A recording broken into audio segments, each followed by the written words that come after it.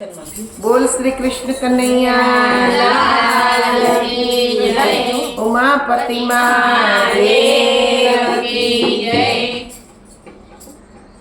वसुदेवं सुतं देवं कंसचाणूरमर्दनं देवकी परमानन्दं कृष्णं वन्दे जगद्गुरु। नीलाम्बुजश्यामलकोमलाङ्गं सीता समारोपितवामभागं पाणो महाशायक चारुचापं नमामि रामं रघुवंशनाथं। भवानी शंकरो वन्दे श्रद्धा विश्वास रूपिणो याभ्यां विना न पश्यन्ति सिद्ध स्वान्तस्थमीश्वरम् सिद्ध स्वान्तस्थमीश्वरम्। बोल सियावर रामचंद्र भगवान की जय। श्री सद्गुरु देव की जय। जगत जननी श्री माता जी की जय। हृदय सम्राट श्री भोले जी महाराज की जय। परमाराध्य श्री मंगला माता जी की जय। सनातन धर्म की जय। आदरणीय माता बहनो, આજે એકાદશી છે, વરુથની એકાદશી। એનો અર્થ થાય રક્ષક કરનાર, ને રક્ષક કોણ કરે? આપણું ભગવાન। કે ભગવાનની આરાધના કરવી, ભગવાનની પૂજા કરવી, ભગવાનના નામથી વ્રત કરવું, એનાથી શાસ્ત્ર એમ કહે છે કે આ એકાદશીમાં તમે સોનાનું દાન આપો ને એટલું પુણ્ય તમને આ વ્રત કરવાથી મળે, ને સાથે સાથે તમારી યથાશક્તિ પ્રમાણે તમે જે કે છે સાધુ સંતોને, ગાયને, પક્ષીઓને, આ બધાને જે દાન આપો છો ને એ દાનનો મહિમા પણ 1000 ગણો વધી જાય છે। આ એકાદશીની એક કથા આવે છે કે નર્મદા કિનારે રાજા માંધાતાનું રાજ્ય હતું, ને રાજા બહુ જ કે છે આધ્યાત્મિક, પ્રજાનું પાલન કરનારા। એના રાજ્યમાં કોઈ દુઃખી નહીં હતું, ને રાજા પણ વૈરાગી હતા। થોડોક ટાઈમ રાજ કરે, થોડોક ટાઈમ પાછા જંગલમાં તપ કરવા ચાલ્યા જાય, મંત્રીઓને રાજ્યનો ભાર સોંપીને। એક દિવસ જંગલમાં એ તપ કરે છે સમયે એક જંગલી રીંછ આવી ને એમનો પગ પકડે છે, મોઢામાં પગ લઈને રાજાને ઘસડે છે। એ સમયે રાજા કેવળ પરમાત્માને યાદ કરે છે કે હે પ્રભુ, હવે તમે જ મારા રક્ષક છો, હું તો તમારા ધ્યાનમાં હતો ને ક્યારે આ રીંછ આવ્યો, ક્યારે મારો પગ પકડી લીધો, મને કંઈ ખબર પડી નહીં। હે પ્રભુ, હે મુરારી, આપ પધારો ને તમે મારી રક્ષા કરો। દિલથી એણે પ્રાર્થના કરી તો ભગવાન સાક્ષાત ત્યાં આવ્યા, રીંછને માર્યો ને એના પંજામાંથી રાજાને છોડાવ્યા, પણ મોઢામાં પગ પકડી લીધેલો એટલે ઘણા બધા કે છે એના દાંત પગમાં બેસી ગયા, ઢસડાયા, ઘણું બધું વાગ્યું। રાજા કહેવા લાગ્યા કે પ્રભુ, મેં તો ક્યારેય કંઈ પાપ કર્યું જ નથી આ જન્મમાં, તો પછી મને આવું દુઃખ ક્યાંથી આવી પડ્યું?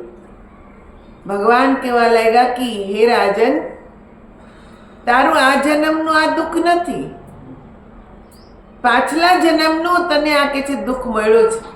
પાછલા જન્મમાં તે એવું એક પાપ કર્મ કર્યું, એનું પરિણામ છે આ। રાજા પૂછે છે કે હે ભગવાન, હવે આ પાપમાંથી હું મુક્ત કેવી રીતે થઈશ? આ બધું મને સારું કેવી રીતે થશે? ત્યારે ભગવાન કહે છે કે તું કે છે મથુરામાં જા ને ત્યાં જઈને તું મારી એકાદશીનું વ્રત કર. એ પાવન ભૂમિમાં તું વ્રત કરીને જે દાન પુણ્ય આપીશ એ વ્રતના ને દાન પુણ્યના ફળ સ્વરૂપે તારો પગ પાછો જેવો હતો એવો ને એવો થઈ જશે. રાજા પ્રભુના કહેવા પ્રમાણે મથુરા જાય છે ને ત્યાં વિધિપૂર્વક એણે એકાદશીનું વ્રત કર્યું, કેમ કે ભગવાને એની રક્ષા કરી હતી. એટલે જ આ એકાદશીનું નામ છે વરુથની. વરુણ દેવતાના નામથી આનું નામ પડ્યું છે. અને એટલે જ આ એકાદશી કે છે કોઈ પણ નદી સમુદ્રમાં સ્નાન કરી ને પછી આ વ્રત ધારણ કરવું જોઈએ. એટલે વરુણ દેવતાની શક્તિનો પણ કે છે આપણને આભાસ થાય છે, એનો અનુભવ થાય છે. રાજાએ યમુનાજીમાં સ્નાન કરી વ્રતનો સંકલ્પ લીધો. ત્યાં જંગલમાં ચરતી ગાયોને ગૌચારો આપ્યો.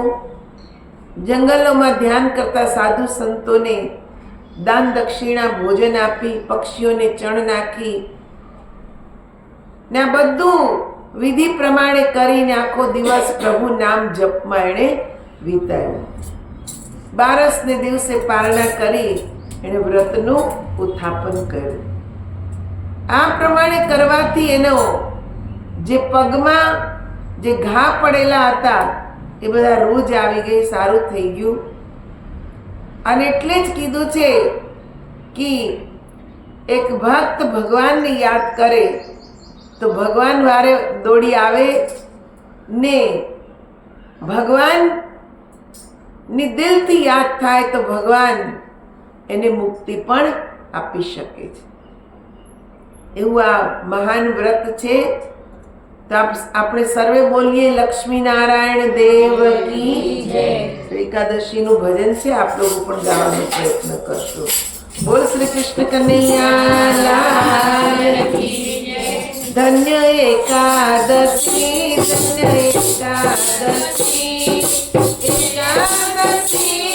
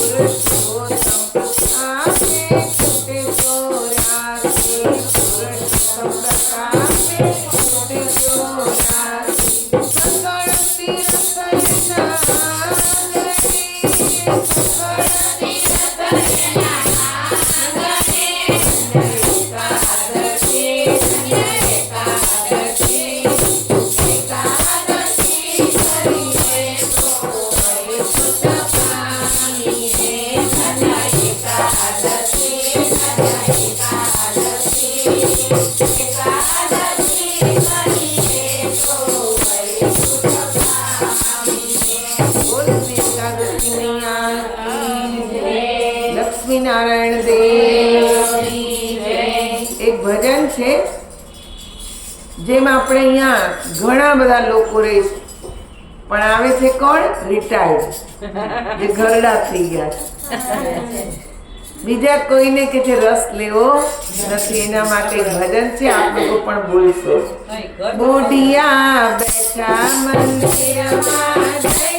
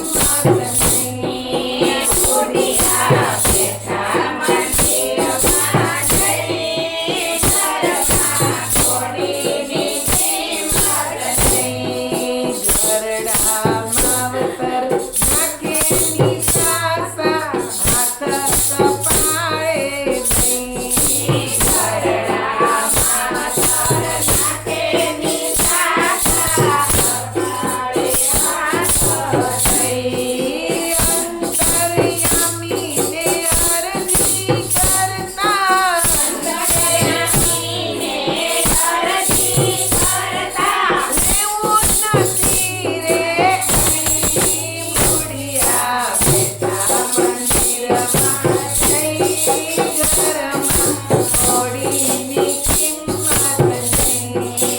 બુઢિયા બેઠા મંદિરમાં જઈ, ઘરમાં થોડીની કિંમત નહીં. પુરુષોત્તમ કહે પ્રભુની ભજતા હાથમાં માળા લઈ.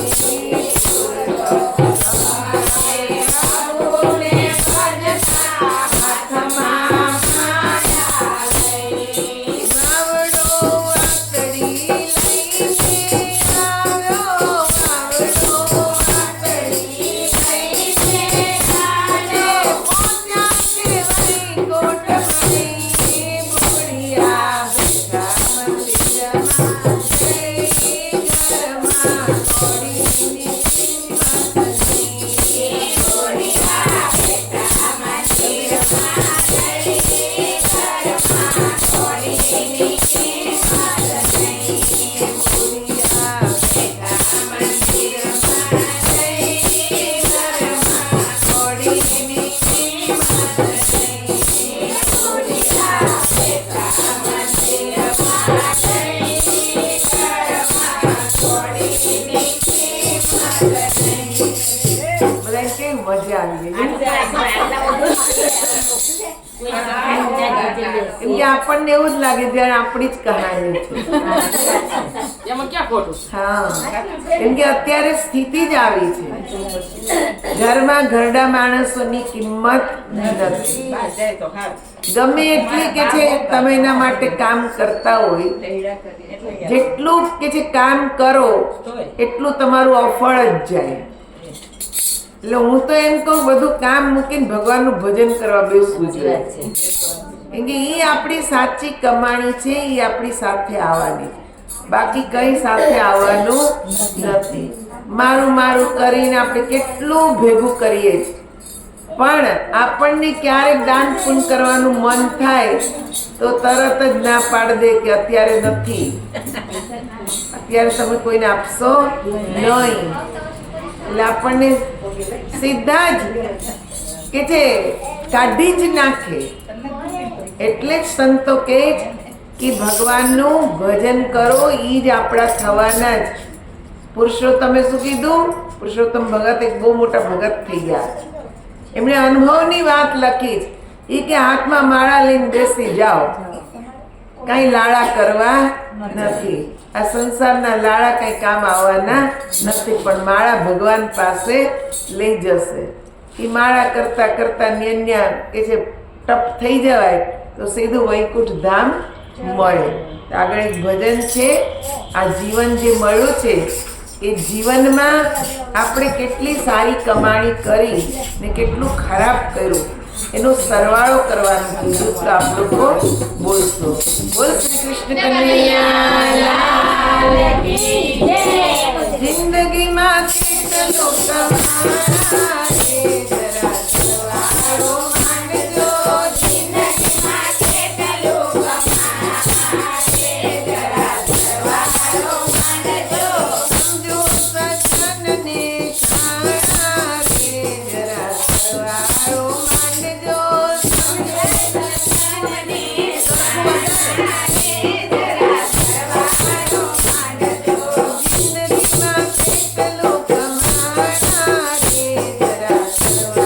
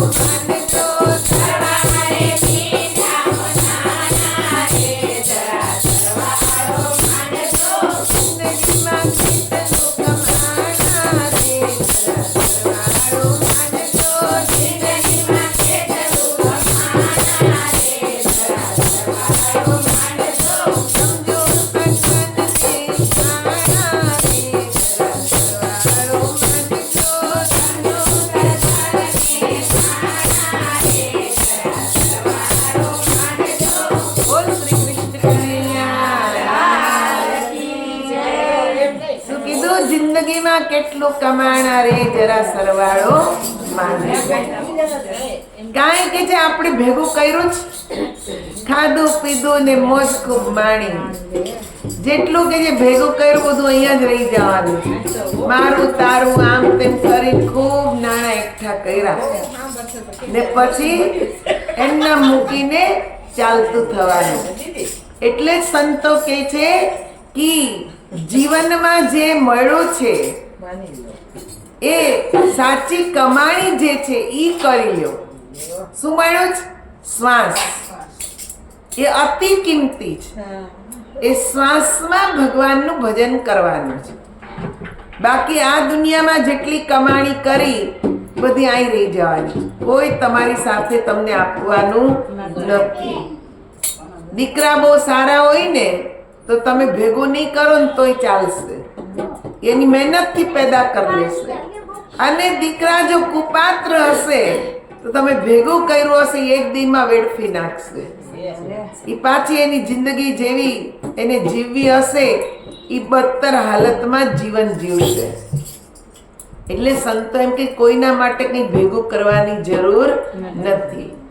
આપણે જીવનમાં સારા કર્મ કરી લેવાના જ, નહીં તો ભાઈ આળસ કરી ભગવાનનું ભજન કરવામાં તો એક દિવસ આ દુનિયાથી એમનામ જ આપણે જવાના છીએ. એક ભજન છે, આપ લોકો પણ બોલશો. બોલ શ્રી કૃષ્ણ કનૈયા લાલ કી જય. હંસલો ચાલ્યો જવાનો રે ચલો રે.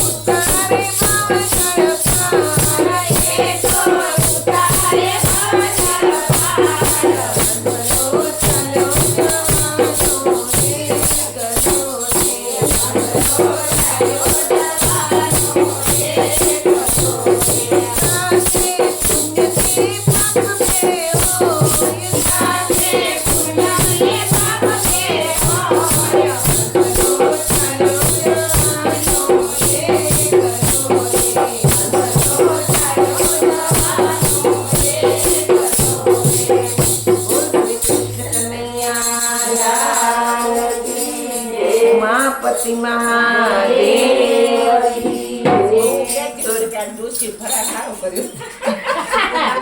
તો જો સજનો માતા બહેનો કેટલી સુંદર વાત ભજનો દ્વારા સમજાવી દીધી. આ પણ એક સત્સંગ જ છે કે જેમાં આપણા જીવનની વાસ્તવિકતા બતાવી. ગટપણ આવે એટલે કોઈ આપણું થવાનું નથી. પહેલા ભજનનો સાર તો એ જ હતો કે ગટપણ આવશે એટલે ઘરના કે જે દીકરાઓને દુઃખ વેઠી મોટા કર્યા, ભણાવ્યા, પરણાવ્યા, ને પછી જેવી વહુવારું ઘરમાં આવે એટલે આપણી વેલ્યુ ઘટી ગઈ. પછી કહે જાઓ હવે મંદિરે જઈને આપણે આખી જિંદગી જે કર્યું હોય બધું ધોવાઈ જાય. એટલે બીજા ભજનમાં સમજાયું કે તમારી જિંદગીનો સરવાળો માંડી લ્યો. પહેલા જ આવી હાલત થવાની છે. પહેલા જ પુણ્યનું ભાતું બાંધવા માંડો, સારા કર્મ કરવા લાગો, ને પછી જો ઈ ન કર્યું તો ભાઈ બધાને છોડીને એકલા એક દિવસ જવાનું છે. તમે જે સારું નરસું કર્યું છે, પાપ પુણ્ય કર્યું છે, એ કર્મ જ તમારી સાથે છે. ને એના કર્મ પ્રમાણે જ આપણે અનેક યોનિમાં ભટકવું પડે છે. ન જાણે ક્યાં ક્યાં જવું પડે, કેવા કેવા જન્મ લેવા પડે, કેવા કેવા દુઃખ સહન કરવા પડે. આ બધું આત્માને ભોગવવાનું છે. ને મૃત્યુ તો અનિવાર્ય જ છે, એ આવવાનું જ છે. એને તમે કે હું કોઈ ટાળી શકવાના નથી. તમે જો કાલે કેટલી મોટી કે છે આશા ભોંસલે કે જેને કેટલા ભજન કે છે ભજન ગાયા, ગીતો ગાયા, 12,000 ગીતોનો રેકોર્ડ છે. કેટલા બધા એને જીવનમાં દુઃખે વેઠા, કરોડોની સંપત્તિ એ કમાઈ, પણ બધું મૂકીને જવું પડ્યું. જાય છે એક મોટી કોડી આપણી સાથે જાય છે, કઈ નથી જતું.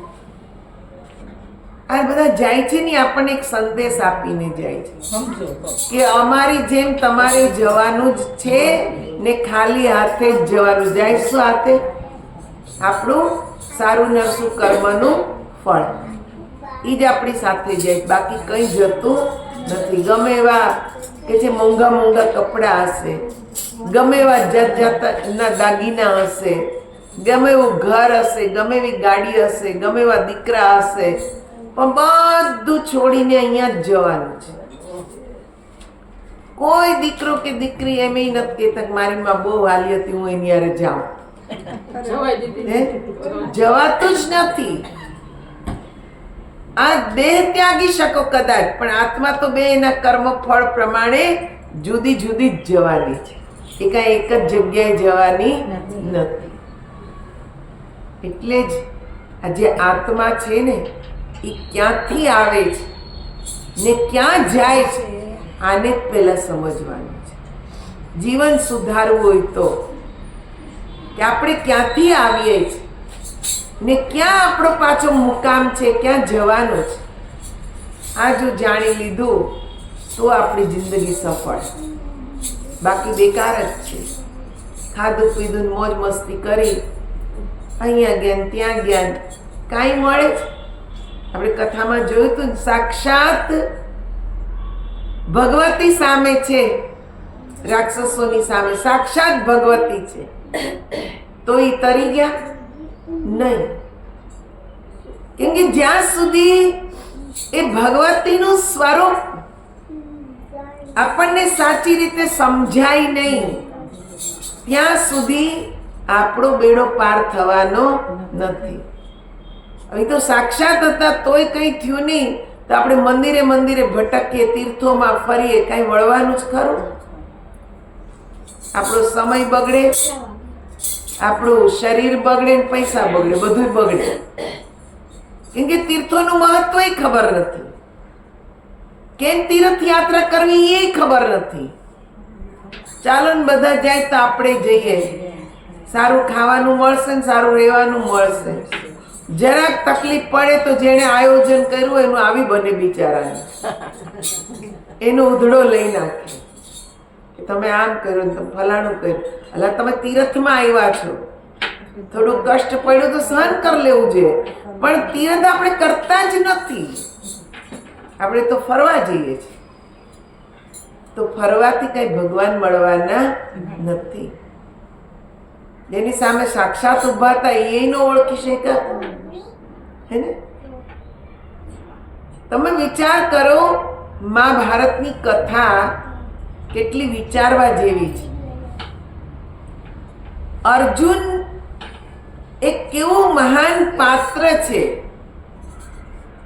બધું જ કે છે, લોકોએ રાજકુમાર હોવા છતાંય એ લોકો જન્મ્યા જંગલમાં, જિંદગી વીતી જંગલમાં, મહેનત કરીને પોતાના હકનું જ્યારે મળ્યું એ જુગાર રમીને જૂટવી લીધું.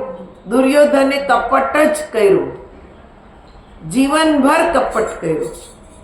એની સામે પાંડવોએ કે છે પોતાની ભલમનસાઈ બતાવી ને અર્જુન તો તોય શું કે છે, મહાભારતનું યુદ્ધ નક્કી થઈ ગયું. અર્જુનના રથના સારથી ભગવાન બન્યા છે. ત્યારે અર્જુન એક જ વાત કહે છે કે હે કૃષ્ણ, મારા રથને બંને પક્ષની વચ્ચે લઈ જાઓ. મારે જોવું જ કે મારે કોની સાથે યુદ્ધ કરવાનું છે. જ્યારે ત્યાં લઈ ગયા, જોયું ત્યાં એના 100 ભાઈઓ છે, દાદા ભીષ્મ, ગુરુ દ્રોણાચાર્ય, બધાએ કે જે સગાવાલા જ. કેવું ભયંકર એ યુદ્ધ હતું. આખા વિશ્વના મોટા મોટા મહારથી, યુદ્ધમાં પારંગત, હજારોની જેની સેના, બધા જ જોડાયા ને 18 દિવસમાં બધો નિપટારો થઈ ગયો. એ બધાને જોઈને અર્જુન શું કહે છે, હે કૃષ્ણ, મારે આ લડાઈ લડવી નથી. આ એની ભલમનસાઈ બતાવે છે. એનામાં તાકાત નહોતી એવું નહોતું, પણ એ વિચાર કરે આ બધાને મારીને પછી હું રાજ કરું તો રાજ શું કામનું? મારા સગા સંબંધી તો મરી ગયા બધા ને મારા જ હાથે મરાવાના છે, પછી હું રાજ ભોગવીશ તોય શું કામનું? એની કે છે અચ્છાઈ, એના સારા ગુણ બતાવે છે કે આ બધાને મારીને મારે કઈ રાજ કરવું નથી. આટલા કે છે પ્રમાણિક હતા, સારા હતા, છલ કપટ એ લોકોમાં નહોતું. ને છતાંય તમે જો કે દયા દાખવે છે કે આ બધાને શું કામ મારવા જોઈએ, જેમ જેને જીવવું એમ જીવા દો. આટલા બધા સારા હતા તોય મૃત્યુને ખાઈ શક્યા નહીં. મૃત્યુ એ લોકોનું આવ્યું, એટલે મૃત્યુ અનિવાર્ય છે, આવવાનું જ છે, પણ એ સારા કર્મ સાથે લઈને ગયા તો એ લોકોના માટે સ્વર્ગમાંથી વિમાન આવ્યું કે ચાલો હવે તમે સ્વર્ગમાં. એટલે કહેવાનો મારો ભાવ ઈ જ કે ભગવાને આ જીવન આપ્યું જ ને, જેટલું આપણાથી સારું થાય, જેટલું દાન પુણ્ય થાય, જેટલું ભગવાનનું ભજન થાય, જેટલી આપણાથી કોઈને મદદ થાય આપણે કરી જ લેવી, કેમ કે એ જ આપણું ભાતું છે ને એનાથી જ આગળનો જન્મ આપણો નક્કી થાય છે. એટલે હંમેશા સારું જીવન જીવો. ત્યાં એકાદશી જ કે રક્ષણ કરો. પહેલા પોતાનું તો રક્ષણ કરતા શીખીએ, પછી બીજાનું રક્ષણ આપણે કરશું. પણ આપણું પોતાનું જ રક્ષણ કરતા આપણને નથી આવડતું. લક 84 માંથી કેમ છૂટવું એ જ આપણને નથી આવડતું, તો બીજાને ક્યાં આપણે એનું રક્ષણ કરી શકવાનું. એટલે ભગવાન એકાદશી કરવી જ, પણ કેવી? ભગવાનનું ધ્યાન કરીને. 3 ટાઈમ 4 ટાઈમ ફરાળ કરીને એકાદશી કરીએ કે એકાદશી આપણી સફળ થાય નહીં. વ્રત કરો. વ્રતમાં સાયન્ટિફિકલી આ તો એક રીઝન છે. આપણે ઉપવાસ કરીએ જ એટલે આપણી અંદર જે પચાવવાની શક્તિ છે, ખાવાનું બંધ કર્યું એટલી શક્તિ બંધ રહી. તો જ્યાં બીજે શક્તિની જરૂર છે, લોહીની જરૂર છે, એ બધે જ ત્યાં લોહી પહોંચે, બધી કોશિકાઓ પાછી રિપેર થાય ને વળી પાછું કે જે બીજા દિવસે મશીન કામ કરતું થઈ જાય. આપણા આરોગ્ય માટે છે કે આપણું આરોગ્ય સારું રહે ને ધ્યાન કરીએ તો ભગવાને મળે. તમે કે જે ભૂખ્યા પેટે ભગવાનનું ધ્યાન કરો ને, જે સંકલ્પ કરો ને એ સંકલ્પ જલ્દી સફળ થાય. જે જોઈએ બધું મળે. એટલી ભગવાને અંદર બધી વ્યવસ્થા રાખેલી છે ને એટલે જ આ ઉપવાસનો મહિમા છે. બાકી ફરાળ જ ખા કરીએ ઉઠ્યા ત્યારથી, સવારમાં દૂધ પીધું, પછી રાજગરાનો શીરો ખાધો, પછી બટેટાની સૂકી ભાજી ખાધી, પછી સિંગોડાનો શીરો ખાધો, પછી પૂરી બનાવી ફરાળી, આ કર્યું તે કર્યું, આખો દી ખા જ કરીએ ને પછી કઈ એકાદશી કરીને વૈકુંઠ મળે એમ કઈ મળતું નથી. બોલ શ્રી કૃષ્ણ કનૈયા, ઉમાપતિ મહાદેવ કી, શ્યાવર રામચંદ્ર ભગવાન